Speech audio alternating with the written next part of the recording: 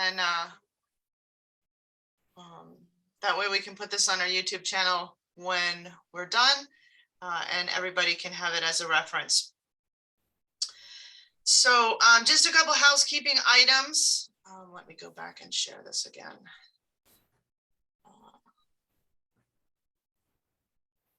Just a couple housekeeping items, as I said. If everybody could keep their microphones muted, that would be great. You can turn your camera off on your end for a stronger internet connection if you find that necessary.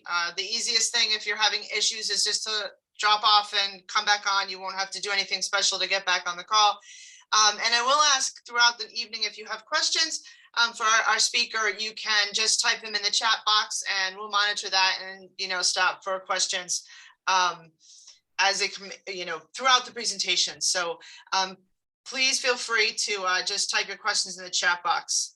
So with that, I am going to take just a moment before introducing our guest speaker tonight that tell you a little bit about who we are. I know some of you on this call have probably heard this from me ad nauseum at this point, but Wissahickon Trails is an environmental nonprofit based in Ambler, Pennsylvania.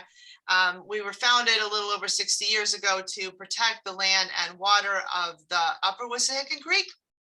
And so we mainly operate in Montgomery County, and we partner closely with our cohorts in Philadelphia, where the Wissahickon travels through Philadelphia County as well.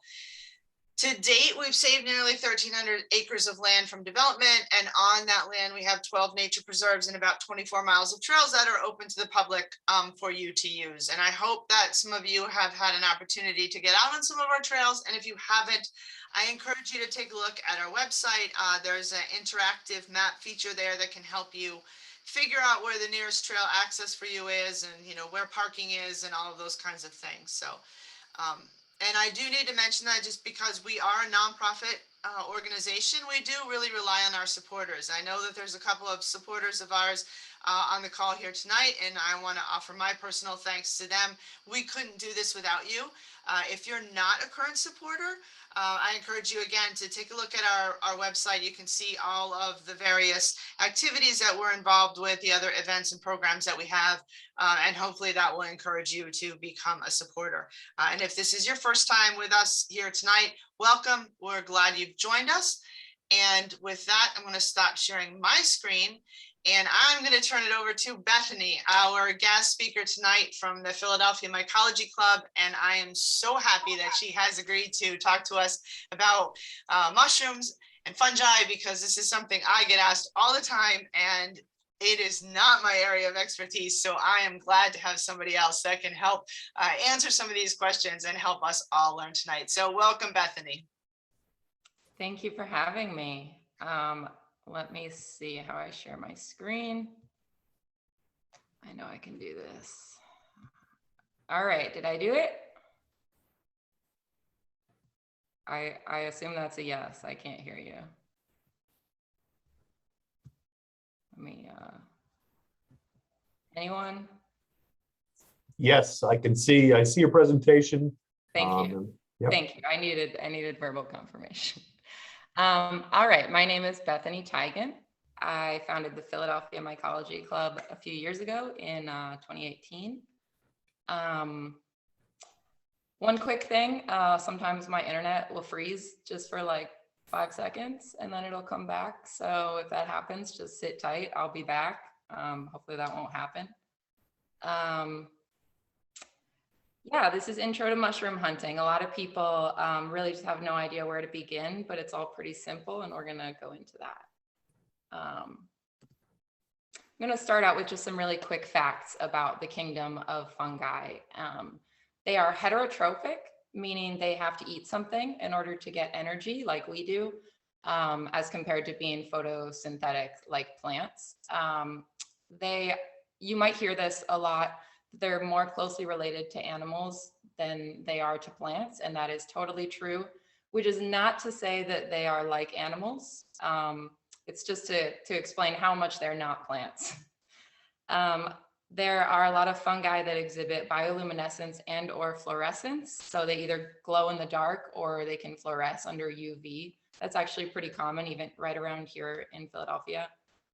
Fungal species typically outnumber plants in any given location 6-1.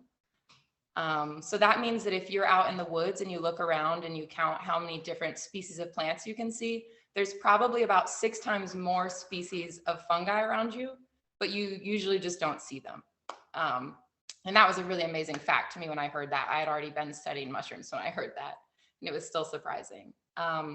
A lot of people consider a fungus to be the largest living organism on the planet. It's called Armillaria ostoyae. It's out, I think, in Oregon, and it covers 2,000 acres. So you might be thinking, there's a mushroom that's 2,000 acres. No, we have to talk about the difference between a mushroom and a fungus.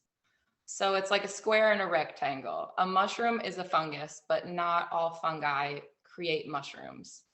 A fungus is made up of these little tendrils of mycelium that you see right here on the right-hand side of the screen. It's kind of like a little cobwebby mess. They're usually in soil or in a dead log or whatever substrate they're on. The mushrooms are only made after sexual reproduction in order to disperse their spores, which are kind of like seeds, but they're much, much smaller, so they can be caught on the wind and blown all around in the air. So one common analogy that people use is that a mushroom is like an apple on an apple tree. So if you pick that apple, the apple tree still exists. It's fine. It's there all year, even if there aren't apples on the tree. So in this analogy, the apple or the tree itself would be, again, living in soil or living in wood or whatever substrate. A couple things that I like to note, you can touch all mushrooms. People get really worried about touching mushrooms because they've heard how many mushrooms can kill you. You can touch all mushrooms. It does not matter. They can't hurt you. Even the most poisonous ones, you would actually have to swallow them in order for them to poison you. So you could feasibly put them in your mouth and chew them up and spit them out, and the most deadly mushroom can't kill you. You don't really need to do that, but just so you know. That tiny, tiny bit that would be left over in your mouth, that's not the amount that would kill you. A lot of different parks have different rules for collecting mushrooms. And now that mushrooms are getting more popular, they're paying a lot more attention to that. So make sure that you know the rules before you go. For instance, in the Wissahickon in the Philadelphia area, I know that they're really against foraging, mainly because they don't want people going off trail. But I know in state parks, you're allowed to forage for personal use. Common names versus scientific names. A lot of people will find when they start studying mushrooms that people will only give them the scientific name as an identification. And that's simply because there are a lot of mushrooms that don't have common names. If you're only interested in learning the mushrooms that you can eat, then you can absolutely just stick to common names and you won't have a problem. But otherwise, you're probably going to need to use the scientific names. It's not just because we're pedantic and jerks or something. And then as with eating anything, anytime you eat a new species, whether it be plant or mushroom, you need to make sure that you start with just a very tiny amount, because you don't know if you have any personal sensitivities or allergies that you don't know about. So always, if you're trying a new mushroom, make sure you cook it really well and that you only eat a tiny bit the first time that you eat it. So I want to talk about the ecological roles of fungi in our environment. A lot of people have this idea that mushrooms are just saprotrophic and they just decay wood and other matter, and that's what they do. That is a big part of what a lot of them do, but a lot of them don't do that at all. As you can see, there are also parasitic fungi. So you might have heard of something called cordyceps. It's a family of different fungi that will attack a living organism, usually bugs. And as you can see, grow a mushroom out of them. They're very cool. They're really varied and really interesting to study. There's also mycorrhizal fungi, and these are extremely, extremely important in our local forests. I cannot overstate how important they are. Basically, these fungi will create a relationship with large mature plants like trees usually, and they share resources between them. So these fungi will wrap their little mycelial tendrils around the root of a tree, and the mushroom will help the fungus will help the tree pull up more water and nutrients from the ground in order for, in exchange for some sugars that the tree will then photosynthesize. So we find a lot of these mycorrhizal mushrooms in the summer because that's when the trees are photosynthesizing the most and have the most sugars to give away. It's estimated that 85% of trees need mycorrhizal relationships to grow. We absolutely could not have large mature trees and forests if these fungi were not on their roots helping them pull up enough resources. It simply wouldn't work. Yes, so that's really important way that mushrooms interact in our environment, and they don't. A lot of mycorrhizal fungi don't decompose anything at all. So here's some basic morphological terms, just how we talk about mushrooms. So if you're thinking of a mushroom with a cap and a stem, usually if you flip it over, you'll find one of these three things on the left here: pores, gills, or what we call teeth, which are kind of like little stalactites. And all of these are just surfaces on which the spores are produced. The main way that we're going to first try to identify our mushroom is to figure out where and how it's creating its spores. So if it has pores, then it's creating spores inside of these tiny little tubes and they're falling out using gravity. Or with the gills, they're being created on these sheets and falling out, or on the teeth, they're just along the sides of the teeth. So that's why if you send a picture of a mushroom to anybody who identifies mushrooms, we're going to ask you to flip it over and send another picture like you see here on the right, because it's extremely important to know the way in which a mushroom is making its spores. Because again, that is the entire reason why a mushroom is made, is just so that it can release spores. So if you look at the picture here on the right, in bold, we have some of the real scientific terms. In parentheses, we have the more layman's terms that you're welcome to use. You'll see that a lot of mushrooms have what we call a partial veil, or even a universal veil. Those are two different types of veils. You can see here the partial veil is on the stem, and the universal veil is on the bottom of the mushroom, on the bottom of the stalk, I should say. These are two different sort of sheaths that keep the mushroom protected as it grows older. Not every mushroom has these, so it's a notable characteristic. If you do find them on there, these are just words that you might need to know. The universal veil is basically a sac that some mushrooms, particularly in the genus Amanita, will start out inside of and then burst out of. And the partial veil is basically to cover the gills or pores of a mushroom before the spores are ready to be released. Not all mushrooms have pores or gills or teeth. So these are some of the other ways that spores are made and released. So for the crust and the coral on the left, they would basically just be created on those flat surfaces and blow away with air. The puffball here in the middle on the bottom has a really fun way of doing it. It keeps all of its spores inside until they're mature, and then it creates a hole on top and waits to blow spores out of that hole. So you might have found these with your, family or kids and puffed on them. That's a fun thing to do. The stinkhorn literally is supposed to smell bad in order to get flies to come and walk around on it and release their spores that way. The bird's nest actually has a series of envelopes full of spores that will splash out when rain hits them. And the cup fungi on the bottom right are basically just creating spores inside of those little cups and waiting for wind to blow them out. But these are some of the things you'll see where you won't be able to find any pores or teeth or gills. This is a quick detour. Lichens, because a lot of people ask me about them. Lichens are fungi, but they have formed a symbiotic relationship with algae and or cyanobacteria, sometimes both, sometimes more than one of a certain species.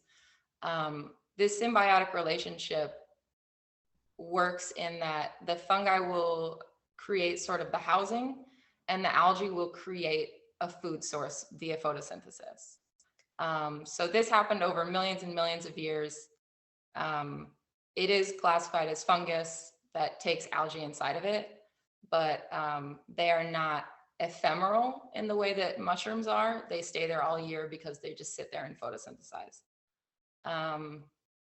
Really interesting. They usually are not digesting what they're sitting on. They're usually just using it as a sort of a little place to live. Slime molds are not fungi, but they used to be believed to be fungi for a long time for very good reasons. They're heterotrophic and they use spores to replicate themselves, but they're actually in the kingdom Protista. So they're technically single cell bodies that create colonies and move around. They're extremely interesting. And mycologists often study them simply because we find them in the exact same sorts of environments. I recommend that you watch a documentary on YouTube that's free called The Creeping Garden. It's 30 minutes. It's very good. So not fungi, slime molds. The word slime mold is a bit of a misnomer. It's nothing to do with mold in the fungal sense. But you will find them and wonder if they're mushrooms. So how to hunt mushrooms? Mushrooms can be found in a lot more places than you think. I have found some really interesting species of mushroom coming up in potting beds in the middle of the city. In Graduate Hospital, I found a species I've never seen before anywhere else in this area coming out of a large pot. But obviously the forests are the best place to look. They need rain. So if it hasn't rained in a few weeks, it's not a good time to go look for mushrooms. They like mature trees because of those mycorrhizal relationships that I was talking about before. So if you're in a very, very young forest that was recently planted, it's not going to have very good mushrooms. And also, of course, decayed wood for the saprotrophic mushrooms. You don't need much to bring out with you. You can bring just a paper bag and a camera and a knife. You don't even usually need the knife, but it's helpful. I use a tackle box because I like to keep my mushrooms intact to look at them later. But obviously, if you're going out looking for edibility, you probably would want a basket or something like that. So this slide is a lot. I'm sorry for that. But it's important to understand the pictures that you need of your mushroom to make sure that somebody will be able to identify it for you. Because when you first get into mushroom hunting, unfortunately, you simply cannot identify your mushrooms yourself all the time. It just won't work because there are too many mushrooms and there are not pictures of all of the possible mushroom species in your books, even if you buy all of the books.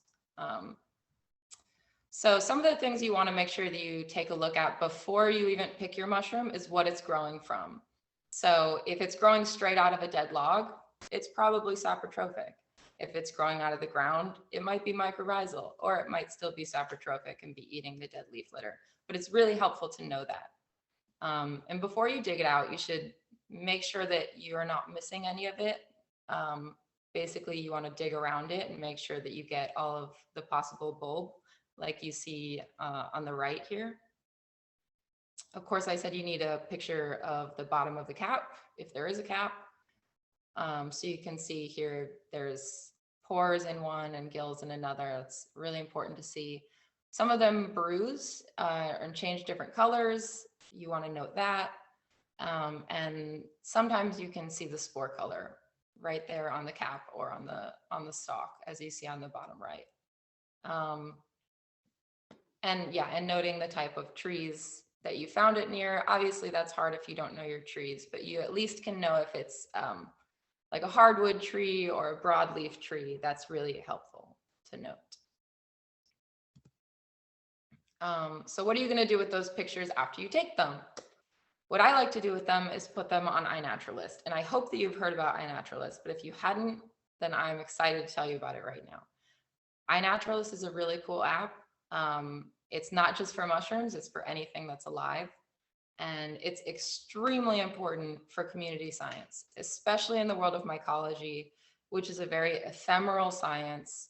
You know, a paid mycologist can go to a city park and look around all day or all week and still not be able to find everything that grows there because they're very seasonal. So what we absolutely need is just tons of people out there looking for mushrooms and then putting them online so that the people who are paid mycologists can figure out what grows where. So honestly, using iNaturalist, people have found out so many important things about mycology already, as far as range extensions and things like that. And it's a great way to get your mushrooms identified, because people like me will log in because we want to see what's been growing around us, and we'll help you get an identification if you give us the right photos. It also will help you pick an identification using artificial intelligence, and it is getting better every day.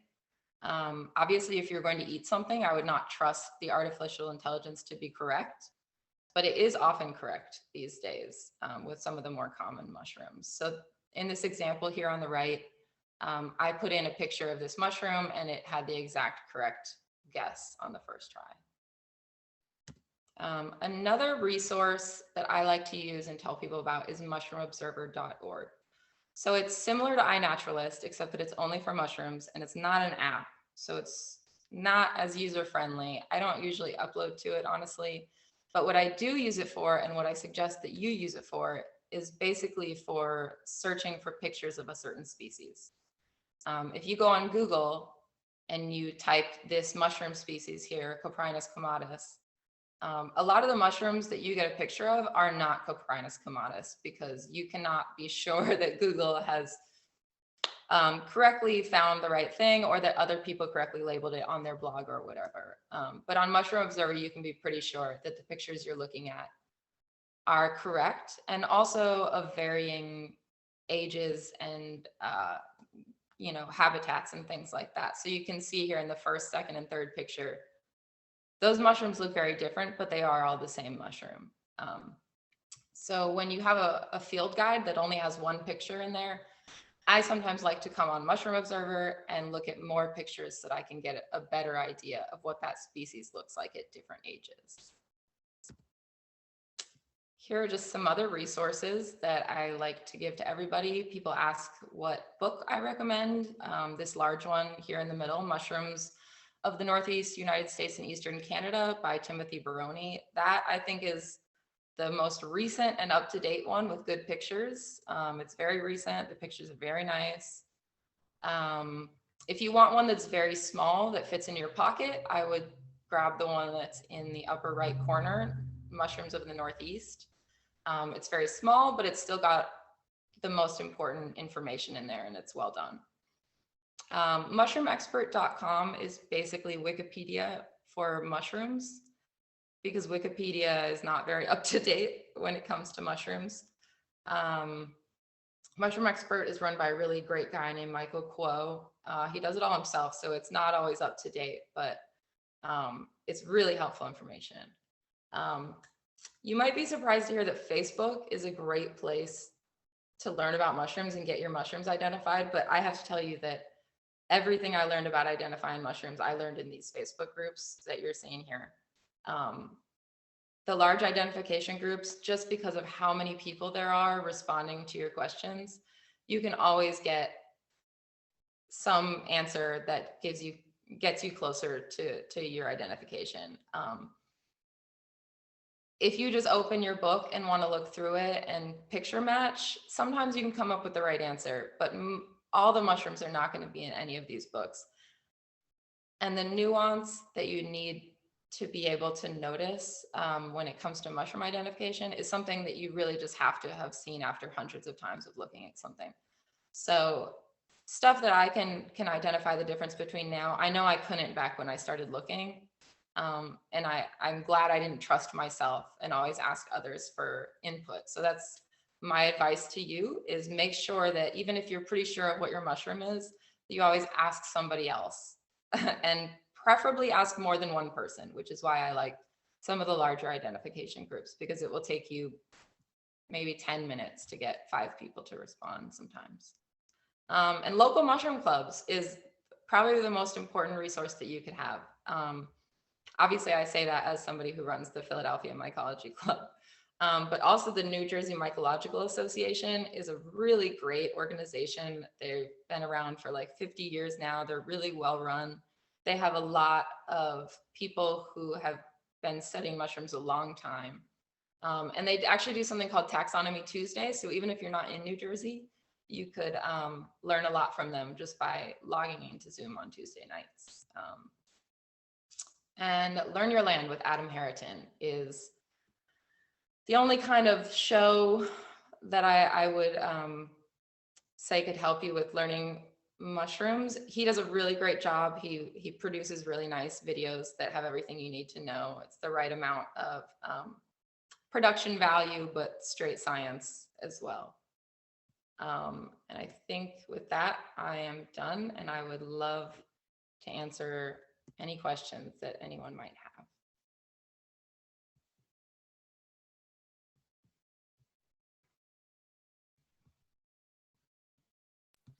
Okay, folks, you can feel free to chat, type questions into the chat if you have any, but also feel free to unmute yourself and ask questions if you would like to at this point.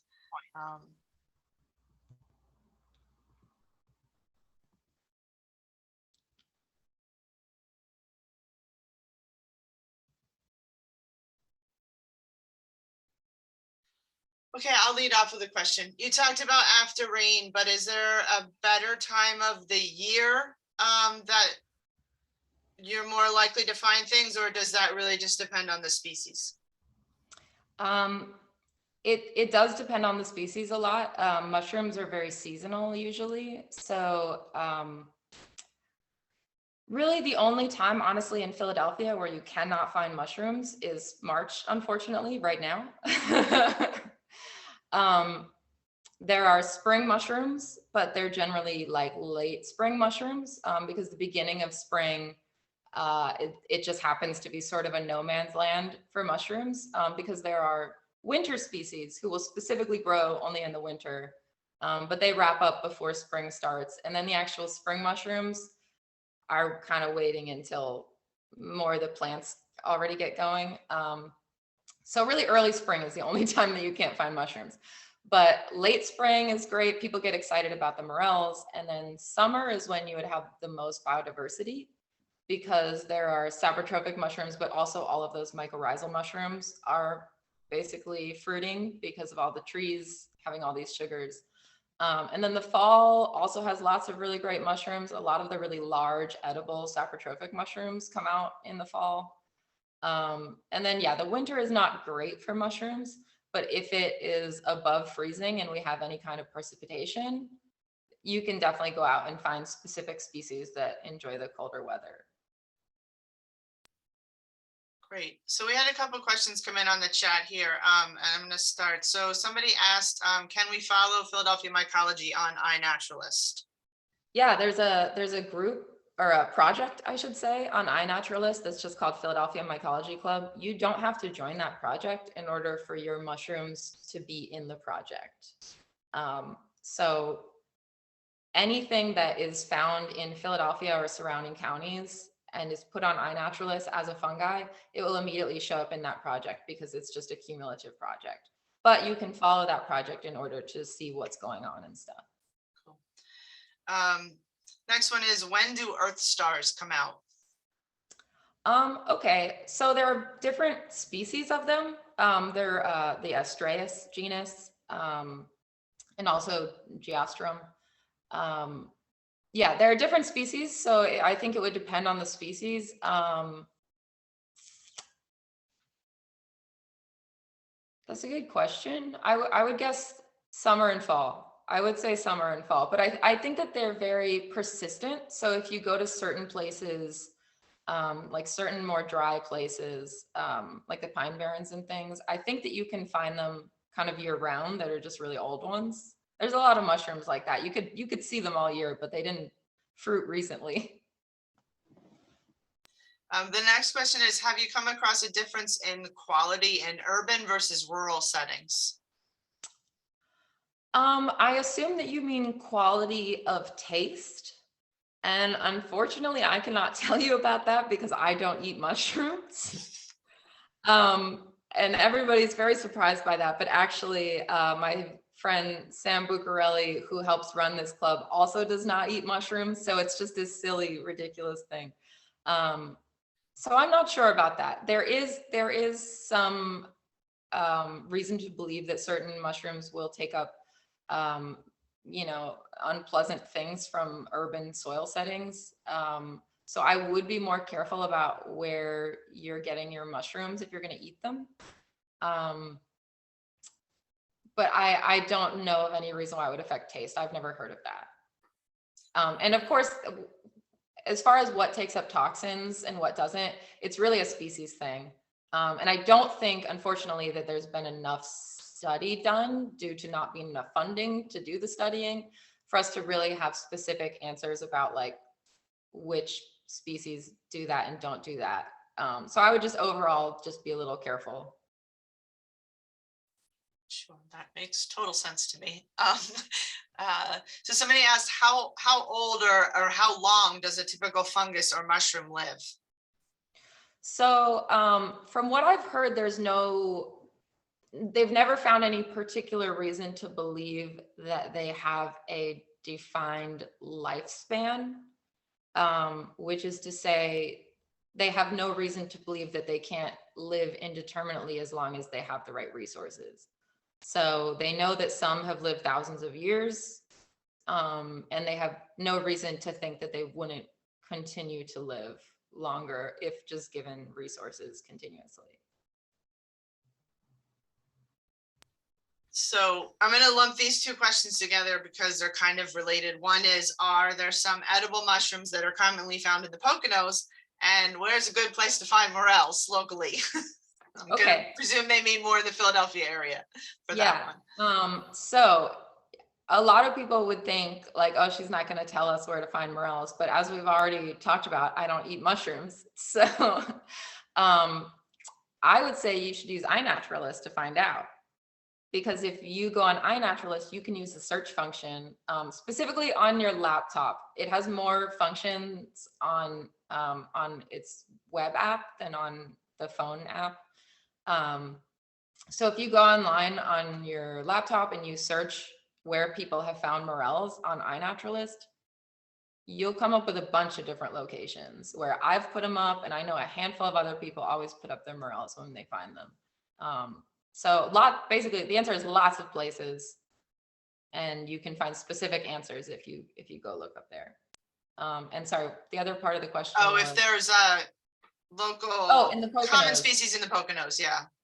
I would assume that there's lots. I'm sure that there's lots. It depends on what time of year you go. I bet they have some morels up there. I can't say that for sure, but yeah, I'm sure they have all the same normal edible species that you would find here, like chicken of the woods, oysters, stuff like that. I bet they have all of that. I'm sure they have a large amount. Is it better to eat soon after fruiting?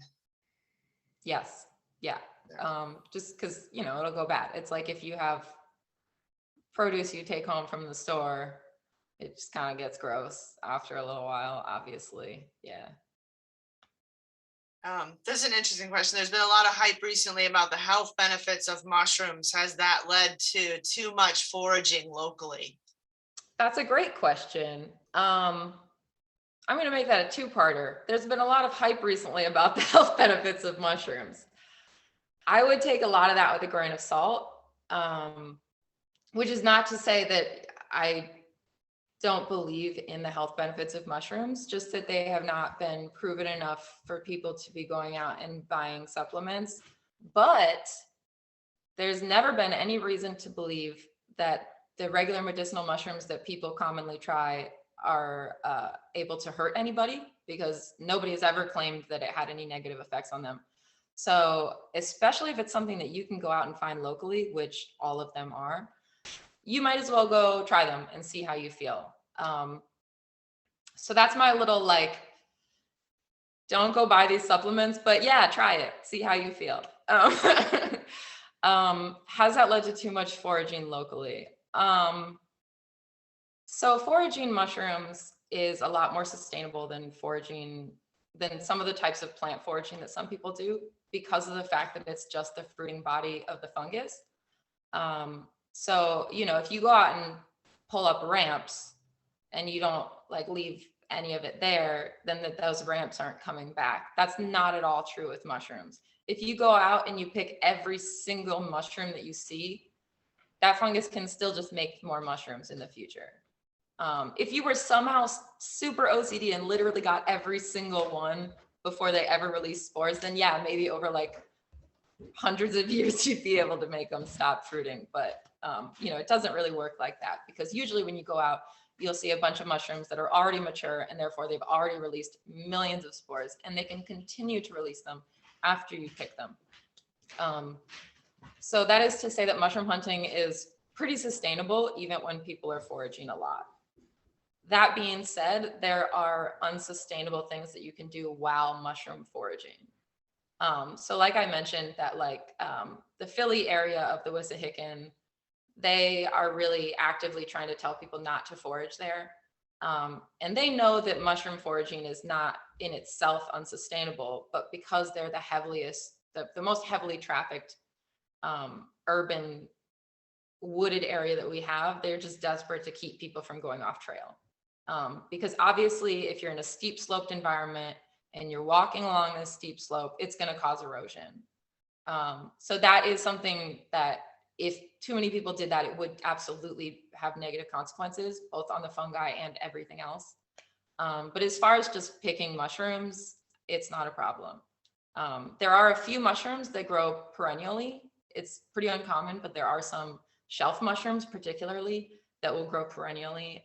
In this area particularly, we have Ganoderma applanatum. That's the normal one that people think of as our perennial grower. Is called the artist conch, because you can kind of draw on the bottom and it will dry. It's cute. So that is one that it will grow back on itself year after year. And by taking that shelf off, it does have to expend a lot more energy in order to grow again. But that being said, that mushroom is really common around here, and it's not something that I'm concerned about. I know that out west, there are a couple shelf mushrooms that are perennial that have health benefits. I think there's one called agaricon. It's foamy something. That is one that they're trying to get people to stop, go out and foraging, because it's like something that they're concerned about. But I have not heard of any species around here that people are concerned about foraging in that matter. So long-winded answer, but I get accused of being unsustainable a lot. No, that's all really good information to have, for sure. And the last one that I see here in the chat is, does the Philly Mycology Club host events or group fungus hunting hikes? We absolutely do. Yeah, we totally do. We don't plan a lot of them super far in advance, partially because weather, and also because life is hard and I have to schedule them. If you follow us on Eventbrite, that's the best way to make sure you hear about our events. If you search Philly Myco Club, for some reason you have to specifically search Philly Myco Club and not Philadelphia Mycology Club. I don't know how technology works. But if you find us on Eventbrite, which you could also find through our Facebook page, if you follow us on Eventbrite, you will get an email every time I create an event, and then you will be able to sign up for that. Because currently, our hikes sometimes are kept to a smaller number, just so that we don't have like 50 people on a little trail or something like that. But we are starting to do more foray styles, where we meet up at one point and then split up to look for mushrooms and then meet back up and identify them. And that way 100 people can come and it's no problem. So basically we will have lots of events this year. You just have to follow us on Eventbrite or on Facebook. I post it all on Facebook too. Our Facebook group is Friends of the Philadelphia Mycology Club. And you can also post pictures and stuff there or whatever you want. So somebody has a question about iNaturalist and uploading photos of mushrooms, but usually the identification is not clear, so I pick something. Is it bad to upload bad guesses? Okay, that's a really, really good question that I'm glad we got to, actually. it's as far as community science is concerned, it's not bad to guess because it won't become a research grade observation. But I would prefer if you keep your guesses to the level of genus, because it's really common that iNaturalist will get the correct genus, and it's not that common that it'll get the correct species. And there's also something it's a bit more in depth, but I should mention as far as getting a specific species identification for your mushroom. There are millions and millions of species of mushrooms, and a lot of them look literally the exact same. They're called enigmatic species. So you can have a mushroom that looks literally the exact same as another mushroom, and they can be two totally different species. So the only way you would be able to tell the difference is by microscopy or DNA. And so if you upload a mushroom that's like a red-capped Russula, and you guess, oh, maybe it's Russula rosaceae, and I can't disagree with that because I can't prove it's not, but I'm not sure if you know that it is. So I usually just don't touch those ones because I don't want to explain each time that you might be right, but you might be wrong, etc.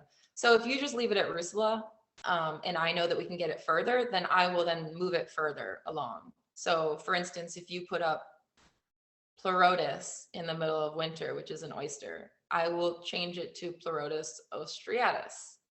And then you'll know that we can get that far. Does that make sense? I hope. It makes total sense to me because I'm an iNaturalist user. So I will make a comment here that for folks who may not be as familiar with iNaturalist, as Bethany said, it is an awesome tool. And I did a virtual program last year, I think. It is on our YouTube channel on the Wissahickon Trails YouTube channel about how to use iNaturalist, how to use the mobile app, how to use the desktop version to upload your observations, and how to make those guesses and what you should do when you don't know.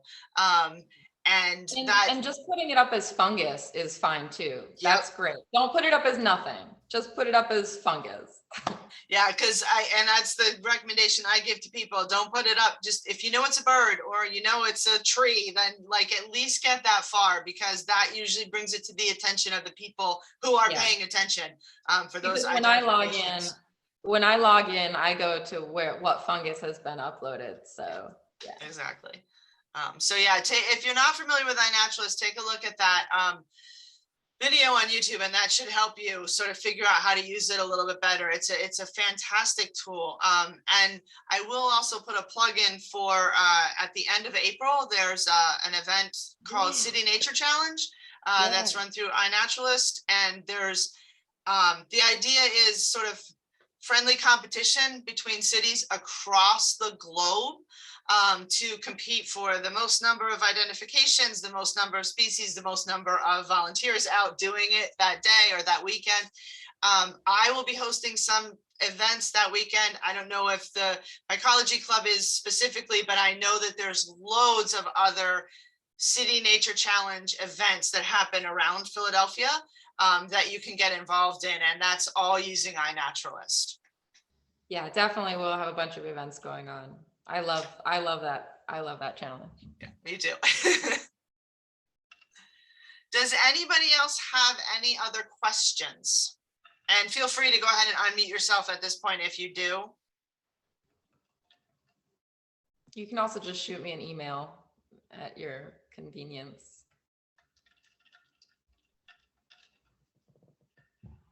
I'm not seeing any, so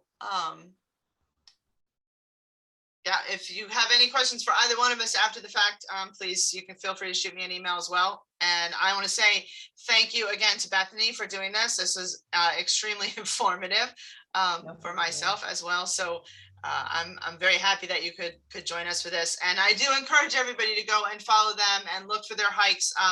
We've talked about maybe trying to do a hike on one of the Wissahickon Trails properties, but we haven't like solidified anything. So again, that would be on our program calendar if we do decide to do that. But I know they're going to do a lot of their own stuff as well. So I encourage you to go join them and throw some support their way. as well. So awesome. Thank you so much, Bethany. Thanks for having me. All right. All right. Have a good night. Thanks, you too. Thank you.